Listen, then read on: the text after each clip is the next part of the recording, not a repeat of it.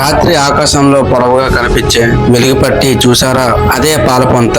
అది మేఘం కాదు, పొగ కాదు, అది మన గ్యాలక్సీ. పాలపొంత ఒక స్పేర్ గ్యాలక్సీ, అంటే చక్రంలో తిరిగే నిర్మాణం. ఇందులో సుమారు 100 నుంచి 400 మిలియన్ల సంవత్సరాలు ఉంటాయి. ఒక సూర్యుడు కూడా వాటిలో ఒక చిన్న నక్షత్రం మాత్రమే.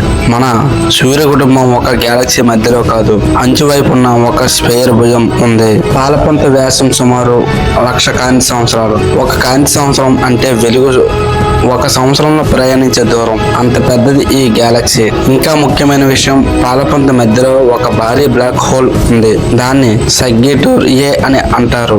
ఈ సూర్యుడి కంటే లక్షల రెట్లు భారీగా దాని గురుత్వాకర్షణ శక్తి వల్ల చుట్టూ ఉన్న నక్షత్రం వేగంగా తిరుగుతుంది. మనకు ఆకాశంలో తెల్లటి పట్టిగా కనిపించేది అసలు మన గ్యాలక్సీని మనం లోపల నుంచి చూస్తున్న దృశ్యం ఇది. అయితే మనం ముఖ్యంగా గుర్తించుకోవాల్సింది ఏమిటంటే, మన భూమి, మన సూర్యుడు, మనం ఇవన్నీ పాలపుంతలో ఒక చిన్న భాగం మాత్రమే. ఇంకా పాలపుంతలో కూడా విశ్వాసంలో కోట్ల గ్యాలక్సీల ఒక్కటి మాత్రమే.